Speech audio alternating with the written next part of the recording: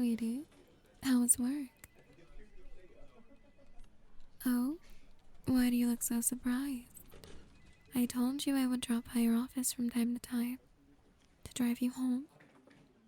Your supervisor already agreed to it, as long as I don't distract you too much. More importantly, you also agreed, so don't give me the cold shoulder now. I came all this way just for you. Besides, you know how dangerous it is to walk home alone these days. I mean, it's such a long walk, and anything can happen. Just the other day, there was that incident with your coworker, right? She was on a stroll, minding her business when a car suddenly jumped the curb and pinned her against the wall. I get goosebumps just thinking about that story. It's just so terrifying, can you imagine? Suddenly, losing everything you had because of someone's stupid mistake. It's tragic, isn't it? But you don't have to stress over scary things like that, since I'll be looking out for you. I know I can't offer you much protection, but I just feel more at ease when we're together. So come on, let's go home. Your shift is over, right? A report? Oh no, honey. You don't have to work on that. In fact, that should be a message from your boss. He put some more thought into it and realized Mr. Miller was better suited to write that report. So you're free to go now. How do I know? Because he just told me. Silly. What? Oh, come on, don't be ridiculous, dear. Of course, I didn't talk your boss out of giving you work. He doesn't have a single reason to listen to me. No, it was all his own idea. Go on. Check the email if you don't believe me. My name won't even come up. See? I told you. You don't have to be so paranoid. Now let's head home. Yeah? The pharmacy. Oh, you don't have to worry about that either. I already stopped by the pharmacy today. Your prescription was ready, so I thought I'd help you out. We can go straight home. Well, of course they'd let me pick them up for you. I'm your wife. Okay, sure, it goes against their policy to let someone other than the actual patient leave with those kinds of medications, but I had a chat with a nice pharmacist named Cheryl. She was so understanding of our situation and agreed to let me take the meds. She was friendly and attractive. I can see why you enjoy getting your pills from her. Oh, just calm down. I'm not so petty. Oh, just calm down. I'm not so petty that I'd get upset just because you spoke to another woman. As long as that's all you do. Now let's get out of here.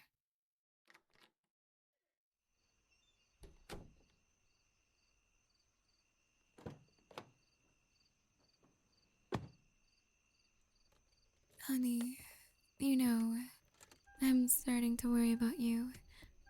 I noticed that recently you've been staying late at work a lot. Don't get me wrong, I'm glad you're actually doing work instead of your coworkers. But still, I find it a little concerning. Something about you has become distant. It's the way you act, the way you look at me. It's like you're a different person. And I was just wondering if there was anything I could do to get the old you back. Really, there's nothing I could do. Well, that's a relief. The man you were before was a lying cheat who took advantage of my kindness. Good riddance. I think I prefer the new you. The you who was so captivated by my beauty that he can't help but stare at me with those passionate eyes. Oh, I guess it's not really passion, more like fear and anger, huh?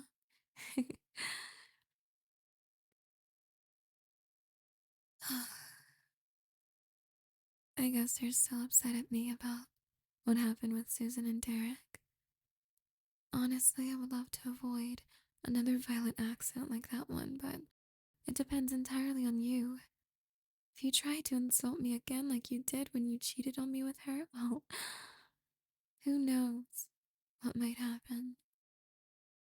But that doesn't matter anymore, because you learned your lesson, right? You came clean about what you did, and I forgave you. I am just so proud of you. It inspires me to do whatever I can for you. Which reminds me, how about we stop by your favorite coffee shop on the way home? You often come home with one of those fancy drinks, right? Let me buy one for you. You don't want anything. Really? That's so strange. Hmm. Oh, of course. That must be it. You're worried that we'll run into Darcy, the barista, and I'll make a scene. And who could blame you? She's so nice to you. And she clearly has a thing for older men, such as yourself. Sometimes it's obvious that you want to accept her advances, but you hold yourself back, which always makes me very proud.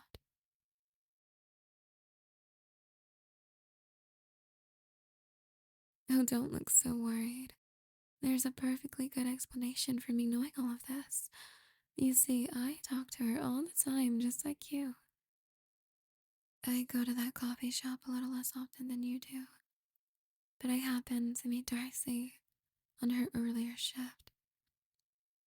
We got to talking, and she told me all about the handsome gentleman she serves at night. Honestly, it was flattering to know my husband still had admirers.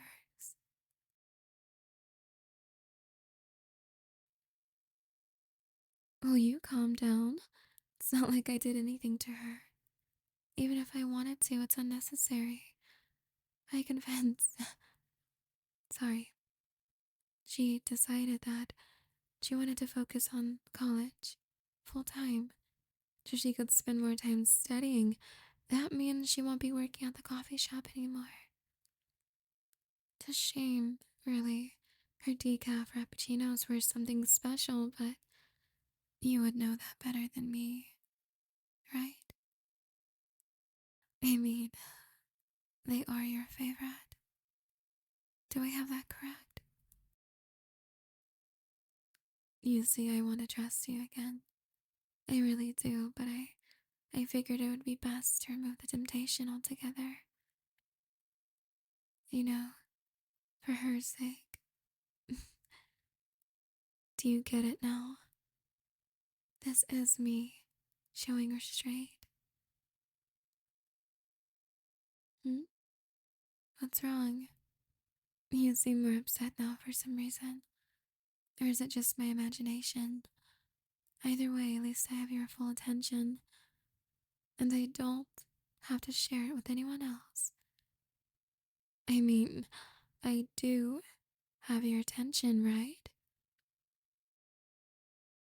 Otherwise, you would have noticed that we're not even headed home and said something about it.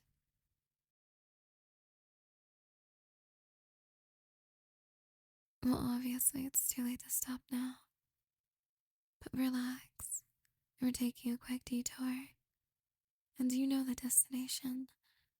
It's a place where we can have a little alone time to clarify some things. Just wait a bit. You're almost there. I mean, you do remember this place, don't you, honey? Lover's Break.